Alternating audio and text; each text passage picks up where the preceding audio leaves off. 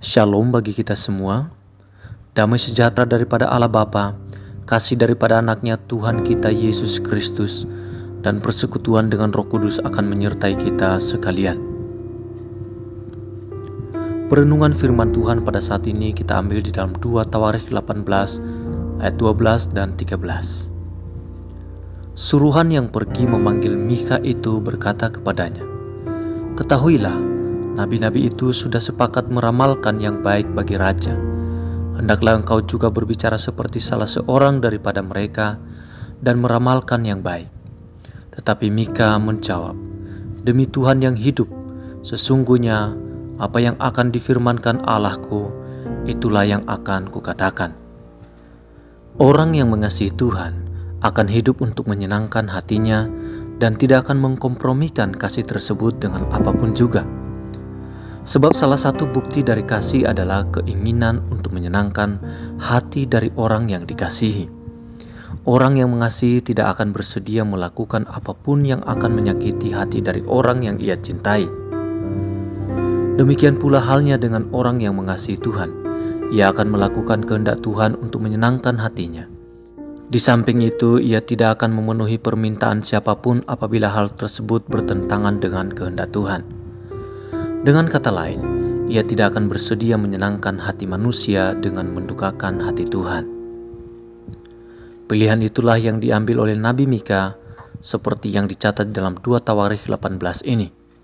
Ketika para nabi upahan meramalkan yang baik tentang persekutuan Raja Israel dengan Yehuda, maka Mika mengambil sikap berbeda. Ia memutuskan untuk menyampaikan apa yang Tuhan kehendaki agar ia sampaikan. Walaupun hal itu bertentangan dengan keinginan kedua raja tersebut, memang untuk kesetiaannya kepada Tuhan tersebut, Mika harus membayarnya dengan penderitaan. Karena sebagai akibat, Raja Israel menjebloskan dirinya ke dalam penjara. Namun demi kasihnya dan kesetiaannya kepada Tuhan, ia rela membayar harga dan tidak bersedia mengkompromikannya demi menyenangkan hati manusia. Mika memilih untuk menyenangkan hati Tuhan. Mika memilih kebenaran. Pertanyaannya bagi kita, pernahkah Anda harus memilih antara menyenangkan hati Tuhan atau hati manusia? Di saat seperti itu, bagaimana pilihan kita? Apakah kita memilih menyenangkan manusia atau kita memilih menyenangkan hati Tuhan? Apa dampak kalau kita memilih untuk menyenangkan hati manusia, dan apa dampak jika kita memilih untuk menyenangkan hati Tuhan? Mari kita berdoa. Bapa yang baik, aku mengucap syukur atas pertolongan-Mu dalam hidupku di sepanjang hari ini. Ampunilah segala pelanggaranku, segala dosa yang aku perbuat. Aku tahu bahwa ada banyak hal yang aku perbuat, yang aku lakukan yang tidak menyenangkan hati Tuhan. Terima kasih karena Engkau rela berkorban demi diriku sampai mati di atas kayu salib. Oleh sebab itu, berikan kepadaku hati yang mengasihi-Mu lebih dari segalanya ya Tuhan.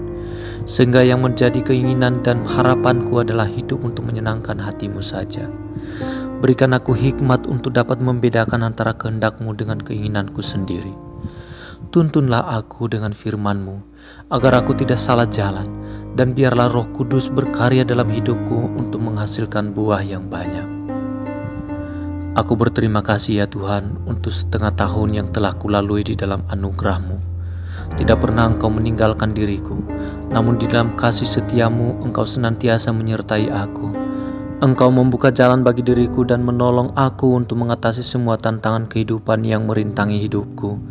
Dengan rahmat-Mu Engkau memelihara diriku dan selalu mencukupkan semua yang kuperlukan. Aku percaya Engkau menjamin masa depanku. Oleh sebab itu, aku menyerahkan hari-hari yang ada di hadapanku dan seluruh kehidupanku ke dalam tangan-Mu.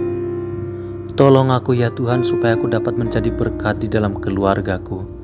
Tolong aku juga supaya aku dapat menjadi berkat bagi gerejaku. Tolong aku juga ya Tuhan supaya aku dapat menjadi berkat bagi lingkungan di mana aku berada. Biarlah melalui aku, orang banyak mengenal Engkau ya Tuhan. Pakailah diriku menjadi pelayan-Mu, dan biarlah aku boleh melayani-Mu sepenuh hati di sepanjang umur kehidupanku. Di dalam nama Tuhan Yesus aku telah berdoa dan mengucap syukur. Amin.